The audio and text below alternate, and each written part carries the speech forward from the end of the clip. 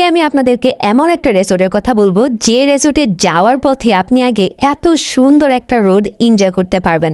Okay then let's talk about the details. এই রেসোর্টটির নাম হচ্ছে সাহেববাড়ি রেসোর্ট অ্যান্ড এটা হচ্ছে ঢাকার গাজীপুরের রাজেন্দ্রপুর ক্যান্টনমেন্টের একটু সামনে গেলে আপনারা এই রেসোর্টটা পেয়ে যাবেন। আমরা বেসিক্যালি ফ্যামিলিরা গিয়েছিলাম বিকেলবেলা, সো আমাদের ডে লং ট্যুরের কোনো প্ল্যানিং ছিল না। আপনি চাইলে এখানে ডে লংও থাকতে পারবেন, এমনকি আপনি এখানে চাইলে আপনার ইচ্ছা মতো যে কদিন পছন্দ এখানে স্টে করতে পারবেন। সো আমরা আশেপাশে রেসর্টটা ঘুরে ঘুরে দেখছিলাম। তাদের রেসর্টটা অনেক বড় ছিল, এখানে অনেক সুন্দর থাকার এরিয়া ছিল, আপনি চাইলে যে কোনো জায়গায় এখানে স্টে করতে পারবেন অ্যান্ড বাচ্চাদের জন্য অনেক অ্যাক্টিভিটিস ছিল। সো এই তো আমরা চলে আসলাম সুইমিং পুলের একদম কাছে। আমাদেরকে এই রুমটা দেওয়া হয় ফর চেঞ্জিংয়ের জন্য। চেঞ্জ আমরা ডিরেক্টলি চলে যাই পুলে অ্যান্ড আমাদের রুম থেকেই পুল দেখা যাচ্ছিল।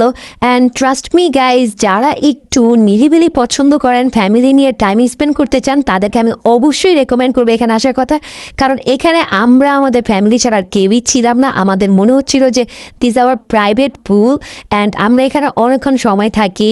আমাদেরকে যদিও আমরা পার ঘন্টায় 300 টাকাতে নিয়েছিলাম, কিন্তু আমরা এখানে প্রায় 1.5 ঘন্টার মতো থেকেছি, তারা আমাদেরকে কিছুই বলেনি। হ্যাঁ, আরেকটা কথা বলে দিই, আমরা কিন্তু এখানে শুধুমাত্র সুইমিংয়ের জন্য পেমেন্ট করেছিলাম, এক্সট্রা করে আমাদের আর কোনো কিছু তো কোথাও পে করতে হয়নি।